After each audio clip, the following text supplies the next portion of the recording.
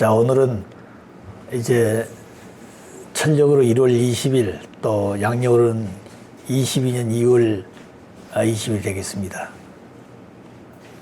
오늘 모든 식구들이 많이 참석하지 못했지만 같이 그 말씀을 나누고 싶어서 다녔었습니다. 우리가 언제든지 생각해야 될 것은 하나님의 섭리를 어떻게 우리가 발맞춰 갈 것인가 하는 게 제일 중요합니다. 그래서 지금까지 모든 인간들은 자기 나름대로의 이상을 가지고 또 이념을 가지고 그 뜻을 이루기 위해서 지금까지 살아왔습니다. 이념이라는 것은 인간들이 추구하는 그 이상을 실현하기 위해서 생각하는 것이라든가 어떤 사상을 가리켜서 이념이라고 그러죠. 그런데 그 이념이라는 것은 우리가 볼 때 여러 측면에서 생각할 수 있지만 우리 원리적으로 보기 때문에 두 가지입니다. 하나는 하나님 편 입장에서 세워진 이념이 있고 하나는 사탄 편 입장에서 세워진 이념이 있습니다. 하나님 편 입장에서 세워진 이념은 선의 입장이요, 사탄 편 입장에서 세워진 이념은 그건 악이라고 보는 것입니다. 그런데 악이라는 것은 원래 없었던 것인데 인간이 타락으로 말미암아 생겨났어요. 그래서 하나님을 잃어버렸습니다, 인간들은. 그래서 오늘 현실 세계에 많은 문제를 가지고 있는 것이다. 개인에서부터 가정, 종족, 민족과 세계, 천주까지 헤어날 수 없는 그런 많은 문제들을 가지고 인간들은 고민하고 범죄하고 또 거기서 고통을 느끼고 많은 우리 인간들은 그 문제를 해결하기 위해서 노력해 왔습니다. 그렇지만 그 문제 해결이라는 것이 지금까지 인간들이 원하는 그 본심이 바라는 대로 이루어지지 않았고 하나님이 원하는 그런 세계가 오지 않았습니다. 그 이유는 그런 잘못된 것은 순식간에 애리노 잘못됐다 할지라도 그 자체가 한꺼번에 모든 것이 해원되는 것이 아니라 역사를 두고 그것이 해원되어지는 탕감복귀 섭리 역사가 있었기 때문에 그런 것입니다. 6천년 성경을 보게 되면 인류 역사는 6천년이라고 그렇습니다만 6천년이라고 하는 것은 성서적인 입장의 기준에서 세워진 얘기지만 우리가 전체를 볼 때는 그렇게 훨씬 더 인류 역사는 더 오래됐다고 보는 겁니다. 보통 과학자들은 250만 년 됐다고 보는 겁니다. 자, 그런데 그 성서에서 얘기하는 6천년이라는 것은 하루가 1000년 같다고 그랬습니다. 하루를 24시간을 보는 것이 성서의 기준이 아닙니다. 그래서 하나님 보시는 하루라는 개념하고 우리 인간들이 생각하는 하루의 개념이 다르죠. 그래서 성서에서 얘기하는 6천년이라는 것은 우리가 그 문자 그대로 믿어서는 안 되는 것입니다. 그러므로 하나님을 중심해서 우리가 어떻게 살게 될 것인가 하는 것은 하나님이 존재하느냐는 문제입니다. 제일 문제 중요한 그렇다는 거예요. 그래서 오늘 존재 세계는 하나님이 창조했다고들 얘기합니다. 기독교인들은. 또 그 다음에 믿지 않는 사람들은 이 세상은 하나님이 지은 것이 아니고 자연이 생겼다, 우연히 생겼다 보는 것입니다. 그것이 바로 빅뱅설이라고 하는 과학자들이 세우는 이론이에요. 그래서 이런 모든 내용들이 하나님 편에 설 것이냐, 사탄 편에 설 것이냐, 우주의 근본이 물질이냐, 정신이냐, 신이 있느냐, 없느냐, 이런 싸움이에요.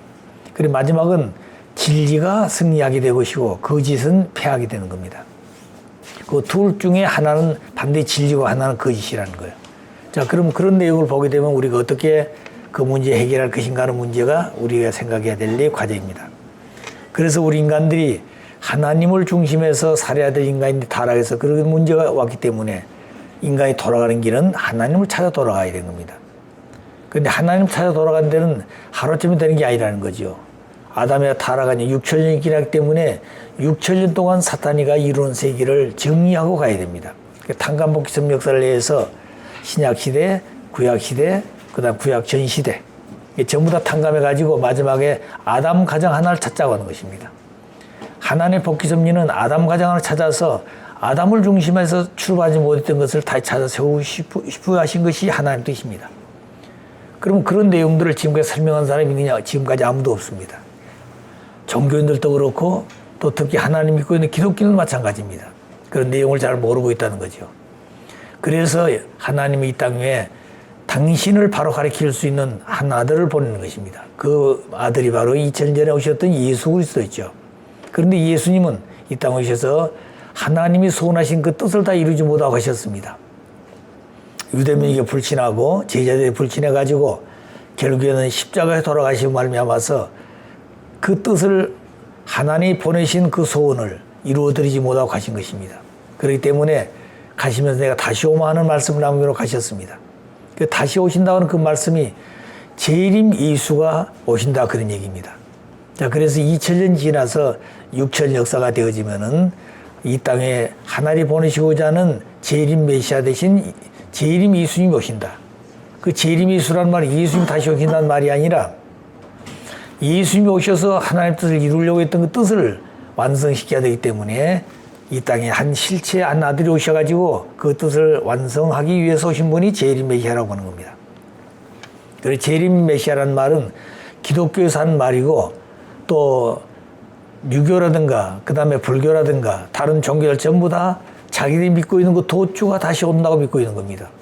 그렇기 때문에 불교에서는 신미륵이 다시 온다고 보고 있고 유교에서는 신공자가 다시 온다고 보고 있는 겁니다. 또 마호메트교에서는 마호메트가 다시 온다고 믿고 있는 거예요. 전부 다 종교마다 그 도주의 재림을 다시 기다리고 있는 것입니다. 기독교인들은 예수가 다시 오신다고 보고 있는 거죠. 그러면 그 도주에 다시 전부 다 가까워 온다는 얘기냐? 그게 아닙니다. 끝날이 되어지면은 에덴 동산에서 하나님이 아담을 지어놓고 축복했듯이 마지막에는 한 아들을 보내가지고 그 아들을 통해서 세계를 수습해야 되기 때문에 그 아들이 바로 기독교에서는 재림주라고 그러고 유교에서는 신공자라고 그러고 불교에서는 신미륵이라고 그러고 마호메트교에서는 마호메트가 온다고 하는 그 말씀이 있는 것입니다. 그리고 그분들이 각자 오는 것이 아니라 한 분의 아들이 오시게 되면 그 아들이 마지막에 그 종교가 해야 될 사명을 마저 완성해가지고 하나님의 뜻을 이루기 위한 것으로 가는 것입니다. 시작이 하나로부터 시작이기 때문에 마지막 돌아가는 또 하나로 돌아가서 그 잘못되어진 걸 출발해가지고 왔기 때문에 그 잘못된 걸 좀 수습해가지고 마지막에 잘못되지 아니한 본연의 하나님이 지으시던 그 아담의 자리에 돌아가서 거기서 다시 재출발해야 된 것입니다. 그 역사노정을 지금까지 인간들은 모르고 있었어요. 어떤 기독교 신학자라든가 어떤 신령한 사람이 할지라도 그 뜻을 몰랐습니다. 자, 그렇기 때문에 인류 역사는 복귀 승리 역사라는 것을 모르고 있었어요. 또 오늘 철학자들도 역사에 대한 얘기를 하죠. 공산자들은 유물사관을 얘기하고 있고 유물사관은 우주의 근본이 물질이기 때문에 신도 없고 물질에 의해 되어졌기 때문에 물질에 의해서 되어진 모든 것은 마지막에 끝난다. 그리고 그 모두 영생이라는 게 없는 것이다. 무영생이도 없고 자, 이런 것이 공산주의입니다. 그 대신 하나님 편에서는 하나님 계시고 하나님 창조하셨고 또 우리 인간이 살다가 영계에 가서 영계가 살 수 있는 영원한 세계가 있다. 이제 이렇게 보는 것입니다. 그래서 무신론이냐 유물론이냐 유신론이냐 유물론이냐 유심론이냐 이런 싸움이죠. 자, 그러니까 이런 모든 싸움을 놓고 볼 때 우리 통일교에서는 역사를 어떻게 보냐. 인류 역사는 죄악 역사로부터 시작되고 이 죄악 역사를 청산해가지고 하나님을 중심해서 다시 본연의 세계로 돌아가야 될 것이다. 그렇기 때문에 인류 역사는 복귀 섭리 역사다. 기독교 역사는 구원 섭리라고 그러죠. 그 구원이라는 것은 본연의 자로 돌아가는 거 말한 겁니다. 물에 빠진 자가 구원받았다는 말은 물에 빠지기 전 상태로 육지로 돌아왔을 때 그게 완전한 구원이에요. 물에 빠진 사람을 물가에다 건져놓은 것도 그것도 구원은 구원인데 그 완전한 구원이 아닙니다. 물에 빠지기 전 육지에서 물에 빠지기 전 본연의 상태로 돌아와야 물에 빠진 자의 구원이 되는 것입니다. 또 병든 자는 병들기 전 본연의 건강한 상태로 돌아왔을 때 그 사람은 병든 자로서의 구원을 받았다고 그런 겁니다. 예를 들어서 100% 그 환자가 한 80% 고쳐놓고 다 고쳤다 그렇게 되는 게 아닙니다. 그거는 80%밖에 구원 안 되는 거죠.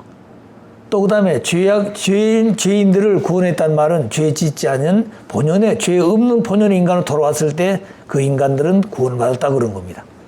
근데 오늘 기독교인들은 예수를 믿으면 구원받는다. 예수를 믿으면 너의 가정과 너의 집안이 구원을 받을 것이다 그랬습니다. 근데 그 예수님을 믿으면 무슨 구원을 받는 것이냐? 본연의 인간으로 돌아가야 됩니다. 죄 없는 본연의 인간으로. 하나님과 일문일답할 수 있고 하나님의 심정권에서 일치하고 살 수 있는 그런 사람으로 돌아가야 되는 겁니다. 그런데 어느 누구도 역사 속에 기독교인들이 그런 사람을, 그런 아들, 딸을 그렇게 생활한 사람이 없습니다.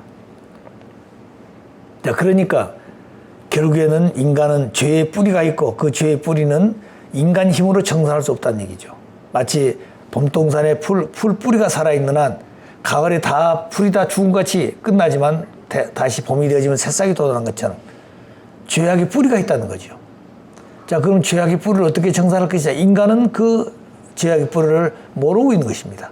모르기 때문에 그 문제를 해결할 수가 없어요. 그래서 그 아들이 오셔가지고 비로소 잘못되어진 것을 확실히 아시는 메시아가 오셔가지고 문제를 처리하는 것이죠. 그래서 그분이 바로 마지막 오신 재림 주님인데, 재림 주가 오는 그 시대가 무슨 시대인가는 성약 시대라 그렇습니다.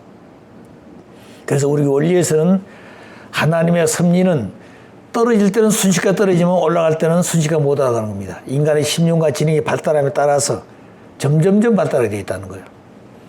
자, 그래서 개인도 그렇지만 또 섭리적으로 볼 때도 그렇습니다. 그래서 섭리를 보기 때문에 구약시대, 신약시대, 성약시대라 그렇습니다.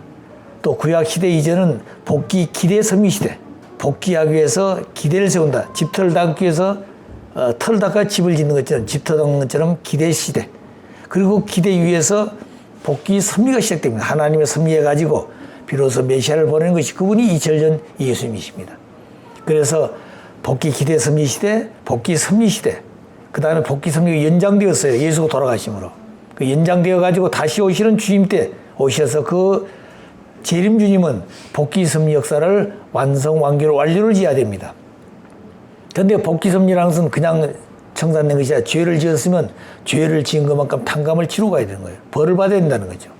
그렇기 때문에 인류 역사가 잘못되어진 모든 전체를 참부모 되신 메시아는 뭘 하셔야 되느냐? 탕감복귀 섭리 원칙에 의해서 성약시대를 전부 탕감복귀하고, 신약시대를 탕감복귀하고, 구약시대 탕감복귀하고, 그 다음에 복귀 기대섭리 탕감복귀해서 아담이 타락해가 잘못된 전 육체 역사를 전부 탕감 지어가지고 마지막에 아담 가정으로 돌아와서 아담이 죄 짓지 않고 본연의 인간으로 돌아갈 수 있는 그 자리까지 가야 된 겁니다. 이것이 우리 원리가 바라는 원리관이에요. 자, 그러니까 그런 섭리관을 모르고서는 인간들은 어떻게 구원받을 것인가, 어떻게 해서 완성할 것인가, 어떻게 해서 본연 인간으로 돌아갈 것인가 모르고 있는 것입니다. 자, 그래서 우리가 보게 되면 구약시대는 하나님을 대해서 어떻게 생각했느냐? 하나님을 여호와 하나님이라고 그랬습니다. 왜 우리가 하나님을 알아야 되는 거니? 타락하고 말미암아 우리가 하나님을 잃어버렸어요. 그 하나님을 잃어버렸기 때문에 모든 문제가 생긴 것입니다. 하나님 안으로 돌아가게 되면 모든 문제를 해결할 수 있는 것이죠. 그리고 우리 원리 본체로서는 뭘 가르치는 거니? 모든 현실 세계 문제를 해결하기 위해서 있는 것이 원리 본체론입니다. 원리 본체를 모르면 현실 세계 모든 문제 해결할 수가 없어요. 그러면 그 근본 문제를 어디로 돌아가냐? 하나님 안으로 돌아가서 하나님을 닮아가지고 하나님의 본성과 본영을 닮아서 본연의 하나님의 성전이 된 인간이 되어가지고 비로소 하나님 모시고 출발해야 된 겁니다. 자, 그럼 그런 인간이 되는데 하나님을 구약시대는 어떻게 설명했느냐? 구약시대는 하나님이 직접 나타난 것이 아니라 천사들이 하나님을 대신했습니다. 그럼 아버님 천성의 말씀 그런 말씀이 나와요. 구약시대는 하나님이 직접 대할 수가 없어요. 그건 종의 시대이기 때문에 종을 직접 주인이 대할 수가 없습니다. 종의 시대이기 때문에. 그렇기 때문에 그 종의 시대는 종이 다스리게 있다는 거예요. 그렇기 때문에 구약시대는 천사들이 하나님을 대신했다 그랬습니다. 여러분 성경에 보게 되면 구약시대는 무자비하게 하나님의 사람들 죽였습니다. 이스라엘민족이 가나안에 들어갔을 때 가나안 7족을 멸하라 그랬어요. 그런데 그렇게 못해가지고 문제가 생긴 것입니다. 그 말은 무슨 말인 거니? 하나님 무자비했다는 거죠. 그렇기 때문에 하나님은 사랑의 하나님이라고 그러면 그런 내용을 읽은 사람들은 하나님 사랑의 하나님 아니라는 거죠. 무자비의 하나님이라는 것입니다. 그럼 왜 그때는 그런 거니? 하나님 직접 한 것이 아니라 천사들이. 왜 그러냐? 인간이 타락해서 종의 자로 떨어졌기 때문에 종의 자로서 하나님 직접 대할 수가 없다는 거예요. 자, 그렇기 때문에 그때는 천사들이 하나님 대신해가지고 그들을 쳤다는 겁니다. 그래가지고 하나님표로 돌아올 수 있는 길을 열었다는 거죠. 그렇기 위해서는 두려움을 느끼게 하고 하나님에 대해서 경외함을 갖게 하고 하나님 믿지 않냐면 무서운 벌을 받는다는 것을 깨닫게 하는 것입니다. 자, 그렇게 해가지고 하나님을 믿고 따를 수 있는 길을 열었다는 거예요. 자, 그것이 바로 이제 구약시대로 돌아오게 되는데 구약시대는 그래서 하나님을 여호와 하나님이라고 그랬습니다. 여호와 하나님. 다시 말하면 두렵고 경외로운 하나님, 무섭고 그런 그 하나님에 대한 그런 하나님을 생각했어요. 힘의 하나님, 능력의 하나님 이렇게 보았습니다. 그 여호와 하나님이라고 봤는데 그 여호와 하나님을 중심에 가지고 나타난 것이 바로 뭐냐? 그 다음에 이제 예수가 오셔가지고 여호와 하나님이 아니라 그 하나님은 나의 아버지다 그랬습니다. 비로소 하나님이 아들을 보내어 말미암아 에덴 동산에 아담을 지어놓고 하나님과 인간 관계와 부자 관계라는 것을 그때 신약 시대부터 시작된 겁니다. 그래서 신약 성서에서 가장 중요한 것은 뭐냐면 구약 성서는 39권이지만 신약 성서는 27권입니다. 27권의 핵심이 바로 뭐냐? 이 땅 위에 하나님의 아들이 오셨다. 하나님 누구냐? 아버지다. 이 말씀이 제일 중요한 복음 중의 복음입니다. 이것이 신약 성서의 핵심이에요. 그래서 오늘 기독교인들이 예수를 믿으면 구원받는다고 하는데 구원받는 기준이 바로 뭐냐? 예수를 닮아서 하나님의 아들 입장에서는 예수와 같은 사람이 되어야 되는 겁니다. 예수를 믿는다 말은 하나님을 닮아서 예수 같은 사람이 되자는 거죠. 이것이 예수 믿는 것입니다. 그러니까 무조건 그냥 교회 왔다 갔다 되는 게 아니라는 거죠. 그러니까 예수를 닮는다마는 예수께서 말씀하신 그 내용들을 그대로 살아야 된다는 거예요. 말씀을 가지고 살아야 되는 겁니다. 가르친 대로 살아야 돼요. 그러니까 말씀이 내 안에 있으면 말씀의 주인 되신 예수가 내 안에 있는 것이고 하나님 내 안에 계신 것입니다. 그런데 말씀을 잊어버리고 자기 생각대로 살게 되면 하나님은 내 안에 안 계신 것입니다. 예수는 내 안에 안 계신 것이죠. 자, 그래서 예수님이 이 땅에 오셔서 나는 독생자고 하나님 나의 아버지다. 이 말 때문에 예수 십자가에 돌아가셨습니다. 왜? 율법에서는 여호와 하나님이라고 여호와 하나님이 얼마나 경외하게도 섬겼냐면 그때는 인쇄 그런 기술이 없었기 때문에 성서를 필사로 해서 필사지에 썼습니다. 노마에 가게 되면 그 지하에 교회가 있어요. 무노마에 가게 되면. 거기 가면 지금도 납비들이라고 있어요. 납비들이라고 해서 이 귀 머리를 따가지고 이렇게 긴 이런 사람 납비들입니다. 그 사람들이 지금은 성경을 외우고 있어요. 그 안에 들어가게 되면 마치 봄에 논바닥에 개구리 우는 소리 같아요. 성경을 암송하는 소리가 그 납비들이. 그 젊은이들부터 쭉 있습니다. 그래가지고 성서를 전부 외우고 있는 거예요. 구약을, 율법을 외우고 있는 것입니다. 왜? 그걸 빨리 불타가 없어진다면 그 외운 사람들이 써야 돼요. 필사로. 그렇기 때문에 그때 당시 구약 성서에는 필사들이 그거 써오다가 여호와를 말 나오면 지금까지 쓰던 피를 넣고 새로운 피를 들어서 여호와라고 말 썼어요. 그렇게 여호와 하나님을 두려워하고 경외했습니다. 그런데 그런 하나님을 예수가 오셔서 그분은 나의 아버지다. 나는 그분의 독생자라고 했었으니까 이거 그들이 볼 때는 신성 모독죄요 참남한 자로 생각했다는 거예요. 율법을 배신한 자, 율법에서 가장 무서운 죄를 지었다는 거예요. 그렇기 때문에 율법의 가장 무서운 죄가 바로 뭐냐? 십자가를 지은 죄입니다. 그 십자가도 예수 십자가는 제일 큰 높은 십자가예요. 가장 무서운 죄를 지었다는 거예요. 율법 중에서 제일 무서운 죄를 지었다는 것입니다. 자, 그래서 결국에는 예수님이 십자가에 돌아가시게 된 겁니다. 또 그리고 빌립이가 나를 봤으면 하나님 보았다 그랬습니다. 예수께 나타나서 빌립이 뭐랬어? 굉장히 궁금했던 게 뭐냐면 하나님에 대한 궁금했던 것이에요. 하나님을 내게 보여주시면 내가 하나님 열심히 믿겠습니다 그랬습니다. 예수께서 하신 말씀이 빌립아 오래도록 나와 같이 함께 있었는데 나를 보고도 하나님을 못 봤느냐? 나를 봤으면 하나님을 보았다 그랬습니다. 그래 그 말을 유대 민족의 율법의 기준을 놓고 볼 때는 이거 무서운 죄를 지었다는 거예요. 그 시대 사람들은 예수가 어떻게 태어나는 걸 알고 있었습니다. 사생아같이 태어났다는 거예요. 그런 목수의 조수노를 하는 그런 사람이 어떻게 하나님의 아들이 되고 여호와라는 그 하나님을 자기 아버지를 할 수 있냐 이거죠. 이게 무서운 죄를 지었다는 겁니다. 그러니까 율법에 어긋난 그런 삶을 살았다는 예수가 그래서 십자가에 돌아가셨어요. 아들로서 아버지라고 하는 그 관계를 맺었습니다. 이것이 신약시대의 복음 중의 복음이에요. 그럼 기독교인들은 뭘 해야 될 것인가? 기독교인들은 이 땅에 예수가 다시 재림 예수로 오실 때까지 하나님은 나의 아버지다. 그 하나님의 아들로 오신 분이 예수다. 이 관계를 확실히 가르쳐줘야 되는 겁니다. 하나님은 나의 아버지다. 그리고 예수님은 하나님의 아들인데 내가 예수를 믿어 말미암아 예수 같은 사람이 되어질 때도 하나님의 아들이 된다는 것을 가르쳐줘야 된다는 거예요. 그런데 오늘 기독교는 출발점이 어디냐면 하나님이 출발점이 아니라 예수가 출발점입니다. 예수가 하나님 때문에 예수 중심에 출발한 것이 기독교예요. 오늘 기독교는 모두 다 주 예수를 믿으면 천국 간다. 예수 같은 사람이 되자. 그렇게 얘기하는 겁니다. 하나님은 그들은 하나의 형식적이에요.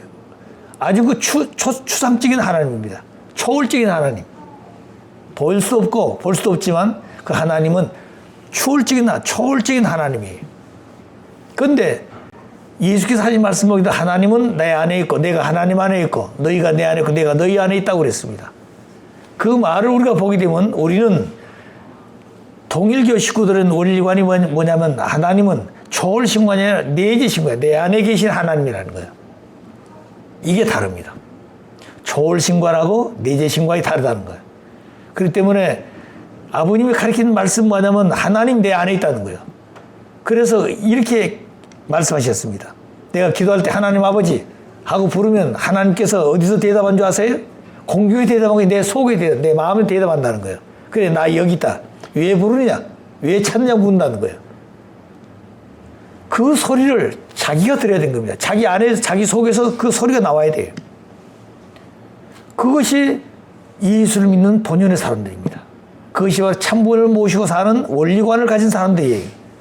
그렇기 때문에 영계에 가게 되면은 지상에 있을 때는 실체가 있기 때문에 대화가 됩니다. 이렇게. 또 묻고 의심이 있으면 대답을 받게 되죠. 묻고 대답해 주는 겁니다. 시간이 필요해요. 공간이 필요하다는 거예요. 영계는 그런 시간을, 영계는 시공을 초월한 세기 때문에 그런 게 안 되는 겁니다. 영계는 가게 되면 내가 뭘 묻습니다. 아버지를 만나서 아버지 이런 거 아닙니까? 이렇게 묻지만 영계에서는 그런 게 없어요. 영계 내 마음속에 이건 내가 알고 싶은데 그럼 그 즉시 답이 오는 겁니다. 즉시. 그건 시간과 공간성이 없는 거예요. 바로 즉시. 죽으면 바로 답이 오는 거예요. 또 아버지가 저에게 뭘 묻고 싶으면 그 말씀이 바로 내 마음속에 바로 답이 가는 겁니다. 이게 시공을 초월한 본연의 세계예요. 그 영계로운 세계입니다. 그 세계는. 그런데 그런 세계가 다 차단되어 버렸다는 거예요. 개인과 개인이 차단되어 있고 마음고음이 차단되어 있고 부부간도 차단되어 있고 부모와 자식과는 차단, 형제와 형이 다 차단되어 있다는 거예요. 이것이 지옥이에요. 지상에서 그렇게 살다 가면 영계도 그렇게 되는 겁니다. 그래서 지상생활이 중요한 것이에요. 그 지상생활에서 어떻게 그렇게 하나 될 수 있는 길을 가지고 살다 갈 것인가. 내 마음고음이 통일되어지고 부부끼리도 하나 되어지고 형제끼리도 하나 되어지고 부모와 자식끼리도 하나 되어지는 이런 가정의 이런 원리를 가르치기 때문에 이 가정에 하나 된 이 마음을 가진 사람들이 어떻게 확대되어서 종족이 되고 그것이 민족이 되어지고 국가가 되어지고 세계 천주가 되어질 수 이것이 바로 하나님 이상 세계예요. 이 세계가 하루아침에 이루어진 게 아닙니다. 그건 인간의 힘으로 안 되는 것이에요. 영계가 동원되어져야 되고 거기는 참부가 중심이 되어가지고 하나님이 실체를 쓰고 모든 영계를 움직여야 되는 겁니다. 그런 때가 반드시 온다는 것이에요. 그것이 원리관입니다. 자, 그런데 왜 그럼 그런 생각 안 하고 있느냐? 지상에서 그런 상대적 기준을 맺지 못하기 때문에 안 되는 것이에요. 그래서 지상에 그런 기대를 닦아가지고 그 기대가 세워진 만큼 영계에도 그 기반이 세워지는 겁니다. 아담이 타락하고 말미암아 가인이 아벨을 죽였습니다. 그러므로 영계에 갔을 때는 가인 세가 먼저 악의 세가 먼저 시작됐다는 거예요. 그래서 하나님은 영계가 주체인데 영계 세계를 어떻게 수호할 것인가? 아벨이 죽어서 영계에 갔을 때 비로소 아벨 중심에 가지고 영계가 또 아벨 영계권이 생겼다는 거예요. 그래서 성경에 보면 뭐라고 그랬습니까? 가인이 아벨을 죽였습니다. 아벨의 피가 하늘 앞에 호소한다고 그랬습니다. 자, 그래서 그렇게 해서 개인을 찾고 가정을 찾고 종족을 찾고 그럴 때 기독교인이 땅 위에서 예수 중심에 가서 피를 흘리고 핍박을 받고 죽음길을 가면서 그들이 영계가 가게 되면 하늘편 아벨권에서 가정이 되어지고 종족권, 국가권, 세계권 이렇게 이루어가는 게 이것이 2000년 동안 기독교인이었다는 거예요. 그 지상에서 기독교인들이 부평초와 같이 나라 없이 전 세계적으로 기독교가 순식간에 펼쳐지는 겁니다. 그럼 이 기독교가 세계적인 기반을 닦았을 때 이 기준만큼 영계도 예수 중심에 가지고 개인에서 가정으로 종족민족과 세계로 천주까지 이렇게 영적 세계가 이루어진다는 거예요. 이런 내용을 마지막에 이루어졌을 때 끝나게 되어진 겁니다. 이것이 2000년 역사예요. 예수가 오셔서 2000년 만에 영적 세계가 그렇게 기준 닦아놨고 지상 세계도 나라는 없지만 세계적인 기반까지 갔다는 거예요. 세계 기독교가 됐다는 겁니다. 그래서 이런 싸움을 놓고 볼 때 여기에 반기를 들고 나온 것이 뭐냐면 공산주의예요. 왜 공산이 뭔지 나오냐? 에덴 농사에서 가인이 아벨을 죽여서 아벨이 가인 세계가 먼저 출발했다는 게 시장에서. 그렇기 때문에 언제든지 가인 세계가 앞서가는 겁니다. 그래서 마지막에도 주님이 오실 때는 적그리스도가 먼저 오신다고 그랬습니다. 하나님의 나라가 실제 이루어지기 전에 공산주의 세계가 와서 하나님이 이루어야 할 세계를 먼저 원리에 흉을 내서 먼저 앞서가는 것입니다. 이것이 오늘 마지막에는 이 지구상의 민주화 공산 세계에서 대치되어지고 이 싸움이 마지막에는 한반도에서 남북으로 대치되는 것이. 그렇기 때문에 2차 세계대전 이후에 다 통일된 분립된 나라가 그때 5개가 있었습니다. 월남 월명이 있었고 동서독이 있었고 예멘이 있었고 그 다음에 한반도에 전부 다 통일되었어요. 마지막 한국 하나가 안 돼 있는 겁니다. 왜 안 됐냐? 이거 마지막이에요. 그래 한반도가 통일되어지면 세계 통일되어지고 한국이 평화되고 운동이 되어지면 그 기준이 세계 평화가 되는 기준이 되기 때문에 그렇습니다. 그런데 마지막은 모든 전체가 한반도로 몰려오는 거예요. 모든 전체가 한반도로 몰려오는 겁니다. 그것이 하나님 뜻이에요. 그렇기 때문에 공산주의 세계도 마지막 한국에 와서 그 다음 민주세계도 하나는 한국에 와서 그런데 문제는 한쪽은 북한은 완전히 공산주의입니다. 완전히 공산주의입니다. 근데 그 속에도 독재를 쓰고 있지만 그 속에도 싹트고 있다는, 기독교는 싹트고 있다는 겁니다. 그런데 남한은 기독교가 중시의 자유세계인데 이 자유세계도 뭐가 있느냐? 둘로 갈라있다는 거예요. 이 속에서 공산주의 싹트고 있는 겁니다. 공산 사탄이 그렇게 만들고 있다는 거예요. 자, 그래서 이 공산주의가 더 번창하지 못하면 막아야 될 건데 이걸 못 막고 있는 기독교인이라는 거예요. 예. 기독교는 하나님 계시다고 믿고 있고 또 하나님 아버지를 믿고 있고 영계가 있는 걸 믿고 있고 죽어서 갈 세계에 있다 믿고 있는데 공산주의는 정반대 하나님 없다 이겁니다. 또 그 다음에 뭐요? 영계도 없고 그 다음에 뭐요? 우리 인간은 죽으면 끝난다 그걸로. 이렇게 보고 있는 그 공산주의를 하나님의 원수인데 이 원수를 지금까지 정리 못하고 왔다는 거예요. 오히려 기독교가 공산주의로부터 흡수당하고 있는 겁니다. 그리고 오늘 대한민국의 큰 교육, 큰 대형 교회들이 전부 다 책임자들이 공산주의 사상에 물들고 있다는 거예요. 공산주의 전략 전술을 썼다는 겁니다. 그렇기 때문에 하나님 편에서는 어떻게 전략을 써야 사탄보다 지혜로운 마음을 가지고 하나님이 승리할 수 있는 전략 전술을 써야 되는 겁니다. 그런데 그냥 가만히 있어요. 감나무 밑에 입을 벌리고 감이 떨어질 걸 생각하면 안 된다는 거예요. 그렇게 안 되게 되어 있습니다. 사탄 세계가 먼저 그렇게 안 되게 되어 있다는 거예요. 그렇기 때문에 북한과 같은 그런 한 혈통을 중심에 가지고 싸우고 있는 겁니다. 네, 김일성이는 주체사상을 가지고 나타났죠. 그것이 김정일이가 그렇게 만들었습니다. 그래서 김정일은 주체사상을 확립시키고 그 다음에 뭘 했습니까? 성군 정치를 했어요. 그 다음에 김정일은 뭘 하고 있느냐? 아버지께는 성군 정치도 아닙니다. 그 다음에 뭘 했어요? 주체사상도 쓸 수가 없어. 그렇기 때문에 김정일은 뭘 하는 거냐? 혈통을 중심해서 혈통을 들고 나왔었잖아요. 그래 백두 혈통을 들고 나왔다는 거예요. 그렇지 않으면 북한 사람도 수습할 길이 없는 겁니다. 자, 왜냐? 김정일은 주체사상 모릅니다. 그가 주체사상 만드는 사람도 아니에요. 자기 아버지가 만들었다는 거죠. 자, 그렇기 때문에 이 내용을 가지고는 직접 나타날 수가 없어. 그 사상 가지고는 안 된다 이 말입니다. 그렇기 때문에 김정일은 백두혈통, 혈통을 중심에 나왔다는 겁니다. 이게 참 중요한 말이라는 거예요. 하나님 마지막에 에덴도 혈통이 잘못됐기 때문에 끝날에 재림주가 오시게 되면 혈통 가지고 혈통 문제라는 거예요. 하나님 혈통이냐 사탄 혈통이냐 이 싸움인 겁니다. 그렇기 때문에 이제 마지막에 재림주가 오시게 되면 재림주는 참부모의 이상을 완성해 가지고 인류의 참된 조상을 가진 자리에 서서 출발해야 됩니다. 그렇기 때문에 영원하신 하나님의 혈통이 이루어져야 돼요. 사탄 혈통은 끝이 나야 되는 겁니다. 이 싸움을 마저 하고 있는 거예요. 이 싸움을. 이것이 마저 한반도에서 하고 있는 겁니다. 그러니까 이 싸움을 어떻게 이길 것인가? 이거는 어디서 이겨야 돼요? 가정에서 이기자면 안 되는 겁니다. 모든 거 지금 가정으로 돌아오는 겁니다. 대통령도 마지막 가정으로 돌아오는 거, 왕도 가정으로 돌아오고, 낮에는 가서 밖에 일하지만 전부 저녁이 되면 가정으로 돌아오는 겁니다. 그러니까 전부 가정에서 시작했다는 거예요. 가정에서 내가 시작해서, 가정에서부터 성장해서, 가정에서 내가 모든 것을 완성해가지고 돌아가야 되는 겁니다. 그렇기 때문에 마지막은 가정 하나를 찾아서, 그 가정이라는 것은 타락자는 본연의 하나님이 실현하고 싶었던 본연의 참 가정된 하나님의 가정, 아담 가정을 찾아서 아담이 타락해서 완성이 모였던 길을 다시 아담 대신 완성해가지고 아담과 해와가 완성한 자리에 서서 그래야 비로소 하나님의 축복을 받아야 되는 겁니다. 그래서 하나님 축복을 받은 그날이 저녁이 되고 아침이 되고 첫째 날이에요. 거기서부터 하나님의 창조 이상이 출발하는 것입니다. 그러면 그 다음에 모든 역사는 다 정의가 되어져야 돼요. 그런데 지금까지 역사는 사탄 중심에 출발하기 때문에 사탄 중심의 역사를 어떻게 정리할 것인가. 그렇기 때문에 오늘 좌익계 사람들 뭐냐면 역사를 바꾸고 역사를 바꾼 겁니다. 사탄 중심의 역사를 어떻게 자기들이 옳다고 하는 것을 어떻게 세워갈 것인가. 이것이 공산자들의 유물론자들의 역사관입니다. 자기들이 역사관을 만들어가는 거예요. 역사관을. 하나님 역사관을 전부 없애버린 겁니다. 그렇기 때문에 오늘 우리가 가고 있는 이 뜻길도 마찬가지예요. 아버님이 세우신 역사관을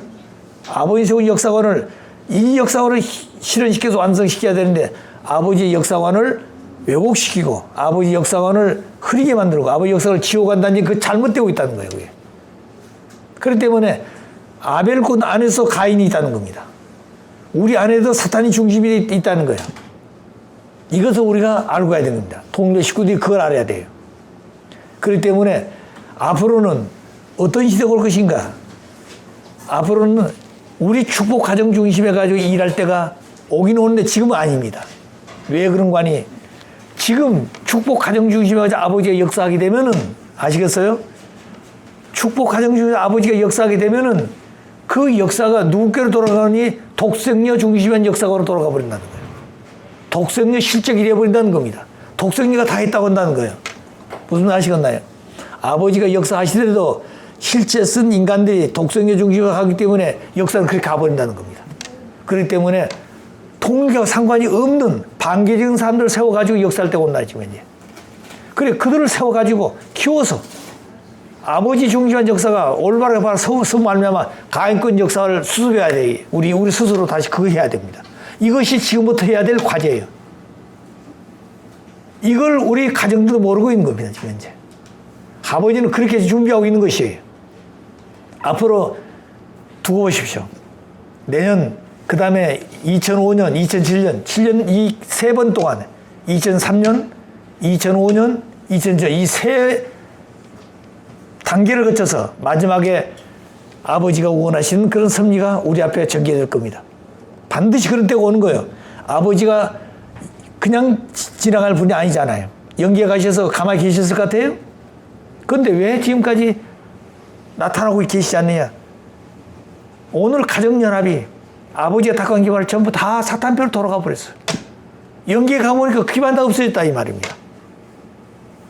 악령들이 팔을 치고 있는 거예요. 사탄이가 춤을 추고 있는 것입니다. 오히려 사탄이 아버지를 참수하고 있는 것이죠. 당신이 지금 닦아놓은 기반이 어떻게 됐냐 이거죠. 아버지는 통일을 원하는데 통일대인이 있냐 그 말입니다. 아버지 닦아놓은 기반 다 없어졌다 이 말입니다. 아버지 실적 다 지워버렸어. 그런데 영계에서는 사탄이가 춤을 추고 있다는 거예요. 이것을 아버님은 얼마나 기가 막히겠냐. 통곡할 수 있는 그 내용을 가지고 있다는 거예요. 그런 아버지의 마음을 갖는 아들, 딸들이 축복가정인데 축복가정들이 그걸 모르고 있기 때문에 그런 것입니다. 오히려 독생녀 편에 서가지고 춤을 추고 있다는 거예요. 독생녀 다 일했다고 보는 겁니다. 이번 여러분 뭐 세계 지도자들이 와가지고 이번 대회 희망전지대 했잖아요. 가정연합에서. 그거 보게 되면 무슨 펜시도 오고 그 다음에 저기 누구요? 국무장관 누굽니까? 그 양반도 오고 트럼프 대통령 못 오니까 무슨 영상으로 하고 그 다음에 일본에 있는 아베도 영상으로 하고 이렇게 모두 했어요. 그러니까 완전히 독생녀 중심에 가지고 그런 일이 벌어져 보는 겁니다. 이제 그러니까 남한 중심에 가지고 유엔에 가입된 나라, 북한 중심에 가지고 공산권의 유엔에 가입된 나라, 유엔 가입된 나라가 남한, 북한 중에 157개국가라는 거죠. 그럼 이런 국가들이 이번에 동원되어 가지고 남한, 한국의 통일 운동을 시작했다는 겁니다. 그리고 그 부분에 오늘 우리 축복 가정들 볼 때 엄청나게 자랑하고 있는 겁니다. 어머니가, 독생녀가 이렇게 일했다 이겁니다. 아버지는 거기에 흔적이 없어요. 아버지 그 역사의 기록이 없습니다. 아버지에 대한 내용이 없어요. 오히려 밖에 있는 사람들이 축사할 때 문 선생님이라든지 얘기, 아버님이 얘기하신 겁니다. 어머님이라든가 가정연합에서 아버지 얘기 안 합니다. 이게 문제라는 거죠. 자, 그렇기 때문에 하나는 이게 기가 막히게 마음 아프고 슬퍼고 서러운 얘기입니다. 탄식할 아버지의 심정이 있다는 거예요. 이걸 우리 가정들이 알고 살아야 돼요. 우리 고난거로 돌아오신 우리 식구 가정들이 이런 마음을 가지고 기도해야 됩니다. 가정연합은 눈물이 메말랐습니다. 통일교 축구형들 지난번 얘기했듯이 눈물이 메말랐어요. 형식입니다, 형식. 기독교인들이 형식화 되어버린 겁니다. 다시 말하면 아버지가 오실 때까지는 신령했어, 기독교인들이. 그런데 아버지가 오셔서 아버지를 배신하기 때문에 그들은 전부 그다음부터 기독교는 전부 내려가면 하얀 길로 가는 겁니다. 유대민족을 세워서 메시아를 버렸는데 유대민족이 예수를 배신하면 또 유대민족을 버리는 겁니다, 하나님이. 이와 마찬가지예요. 그렇기 때문에 우리 통일교회도 아버지 닦아낸 기반을 아버지의 행적을 아버지를 부정하기 때문에 결국엔 뭐가 되느냐, 기독교 가정념 점점 내려가 있다는 그때부터. 이걸 좀 따라오고 있다는 자체가 문제가 된 겁니다. 자, 그럼 그런 내용도 우리가 어떻게 수습할 것인가? 어떻게 수습할 것인가? 이게 문제예요. 그래서 우리 스스로가 아버지 어떻게 세워놨는데 그 아버지가 또 다시 출발해야 됩니다. 우리는. 개인에서부터 가정경제로 또 다시 출발해 가야 돼요. 이 기반을 우리 스스로 닦아가야 됩니다. 그래서 마지막에 가서는 우리가 해야 될 것이 뭐냐면 통방격파 운동한다고 그랬죠. 사탄이는 개인, 가정, 종족, 민족, 국가, 세계, 개인에서부터 가정, 종족, 민족, 국가 다 점령했습니다. 다 점령했어. 그런데 가정을 점령 못하고 있는 사탄이는. 아버지가 그걸 세워놨기 때문에. 그렇기 때문에 우리는 가정에서부터 모든 걸 수습해, 가정에서부터. 그래, 가정 속에는 다 들어있다는 거야. 할아버지, 할머니, 아버지, 어머니, 아들, 딸, 손자매 다 가정 안에 들어있습니다. 대통령도 가정에, 수상도 가정에, 장관 전부 가정 안에 다 들어있는 겁니다. 국회의원 전부 다 가정 안에 들어있다는 거예요. 가정을 수습해야 됩니다. 이것이 바로 아버지와 홈처치 운동이었어요. 집을 택하는 것이 아니라 그 가정들을 어떻게 수습할 것이냐 문제입니다. 그 가정들 어떻게 하나님의 말씀을 심어줄 것이냐, 이게 중요한 거예요. 그런 마음을 우리가 가지고 살아야 되는 겁니다. 사람 만날 때도 그런 마음을 가지고, 우리가 가정을 찾아갈 때도 그런 마음을 가지고, 그렇게 지금 환경을 못 만들고 있지만 그런 때가 온다는 것을 알고 그렇게 우리가 기도해 줘야 됩니다. 어느 가정을 찾아가도 그냥 갈 것이 아니라 그 가정에 가서 내가 왔습니다, 아버지. 아버지, 저를 통해서 이 가정을 당신의 가정으로 만드십시오. 그리고 그 가정에서 그런 섭리의 기도라도 하고 심정의 말뚝을 받고 초점을 세워놓고 돌아와야 된다는 거예요. 그러면 하나님은 그 가정을 중심으로 그때부터 역사하게 되는 겁니다. 배후에 선한 조상들도 있다는 거예요. 선한 조상들을 세워가지고 이 가정 이제부터 치유하십시오. 그러면 악연계를 수습할 수 있다, 가정에. 선한 연계가 중심이 된다는 겁니다. 또 우리가 자기 친척집에 가도 마찬가지예요. 친척집에 가도 그냥 가서 인사하고 올 것이 아니라 그 친척들 배후에 선한 종기에 연계하고 악한 연계도 있다는 거예요. 그러면 선한 연계가 중심이 되어가지고 이 가정을 치유하십시오. 이 기도를 반드시 하고 와야 됩니다. 내가 그런 마음을 가지고 가서 그런 자리에 서고 오게 되면 그 가정 그때부터 하나님 역사하게 되어 있다는 거예요. 아버지 역사하게 되어 있다는 겁니다. 그럴 때 내가 어디 가서 전도하러 갈 때도 어디 집에 가서 내가 가기 먼저 기도해야 한다는 거예요. 하나님, 내가 오늘은 어느 집에 전도하러 갑니다. 그러면 그 벌써 내가 가고 싶은 마음이 생길 때는 하나님 마음이 원해서 그렇다는 거예요. 그럼 3일 전부터 그런 정성을 들이고 가야 되는 겁니다. 그러면 그때 배후에 있는 선한 영들이 가가지고 그 집을 가서 먼저 가서 설득하는 겁니다. 악한 영들을 수습한다는 거예요. 그리고 내가 가서 그 집에 가서 얘기하면 선한 영들을 중심에 가지고 역사하기 때문에 지금까지 반대하던 그들도 순식간에 자기도 모르게 달라진다는 마음이. 왜 그런지 모른다는 겁니다. 인간들이 볼 때는 이상해졌다는 거예요. 그런데 이상하게 된 것이 아니라 배후에서부터 수습했다는 겁니다. 그런 마음을 우리가 하고 가셔야 돼. 안 하고 갈 때는 그 역사가 안 되는 겁니다. 내가 그런 정성을 들이고 가게 되면은 선한 연계가 먼저, 내가 가기 전에 선한 연계가 먼저 가서 수습하고 있다는 거죠. 그 사람 배후에 선한 연계를 수습한다는 겁니다. 자, 그러니까 내 배후에도 다 선한 연계가 있어요. 선한 영들을 먼저 기도해서 보내는 겁니다. 내가 오늘 누구를 찾아가는데 그 집에 선한 영들을 가서 상대성을 띄워가지고 그 악영들을 정리하고 선한 연계가 그 가정을 지킬 수 있도록. 그 연계, 영안을 보게 되면 우리 조상 선한 영들하고 그 선한 영들하고 대화하고 있다는 거죠. 그리고 그 길을 정리하고 있는 걸 본다는 겁니다. 이것을 모르고 있기 때문에 문제라는 거예요. 영안이 안 열렸기 때문에. 그러나 우리 영안이 안 열려있다 할지라도 원리가 그렇게 가르쳐줬기 때문에 말씀대로 하면 되는 거예요. 말씀대로 하면 되는 것입니다. 그것이 우리 영안이 열린 사람과 똑같은 것이에요.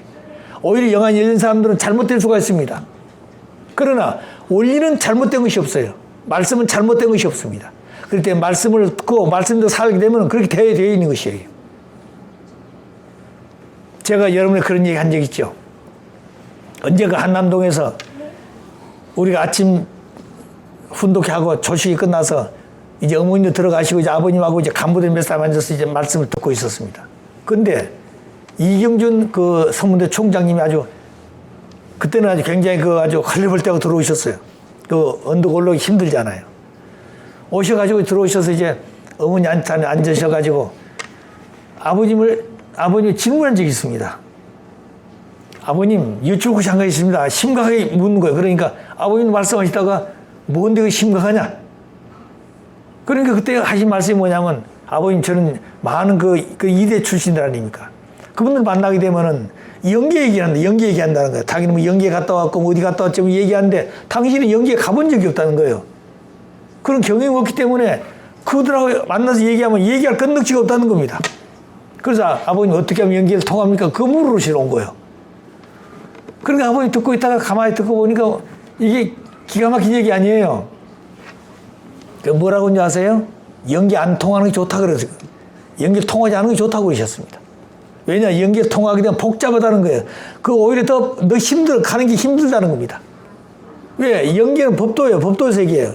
원리 원칙밖에 없는 것입니다. 그거는 오고 가는 것도 전부 다 원리 원칙도 살아야 돼. 문턱을 넘나든 것도 원칙대로 있어야 되고, 화장실 가는 것도 전부 다 원칙대로 살아야 되는 겁니다. 거기는 잘못되지면 사다리가 중심이 되기 때문에 없다는 거예요. 그런데 오히려 그걸 모르고 사는 게 나은 거야. 자, 그런데 그럼 어떻게 할까요? 그들의 말을 잘 들어봐라. 어떤 분이 어떤 연기 갔다 그게 잘 들어봐. 그럼 그 사람 말을 믿으면 너도 거기 갔다 오는 거 똑같은 거야. 아시겠어요?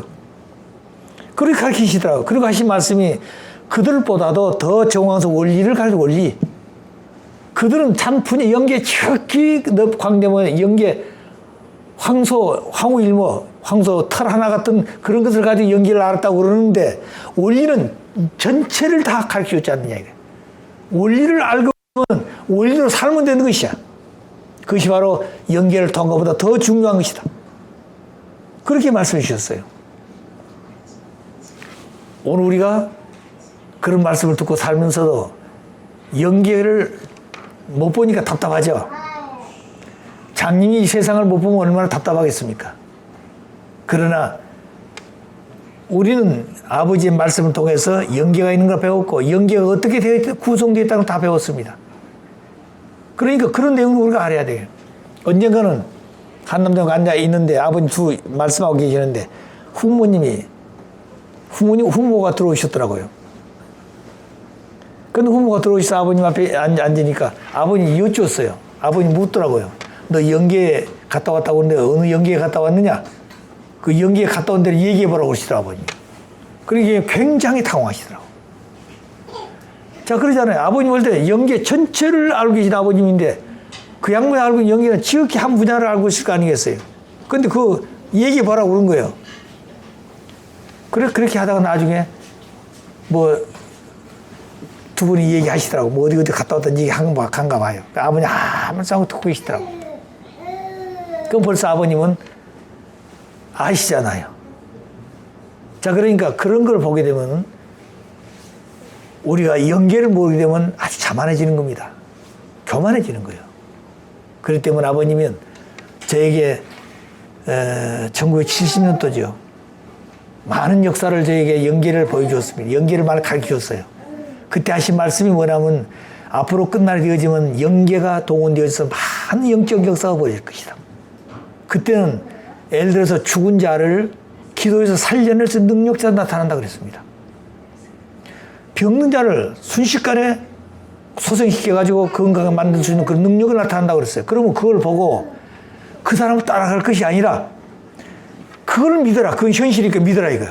그렇지만 그 사람 하는 말과 행동이 원리적인 관이 아니면 따라가면 안 된다 그랬습니다. 그 되어진 일을 믿지만 원리가 그가 하는 말과 그분의 행동과 생활이 원리가 아니면 따라가면 안 된다 그랬어요. 그런데 오늘 우리들은 그걸 다 잊어버리고 있는 겁니다. 왜 잊어버리고 있느냐? 그 현실을 보고 저분 능력이 있다. 그분 따라가면 나도 그렇게 되겠지. 이 생각을 하고 있다는 거예요.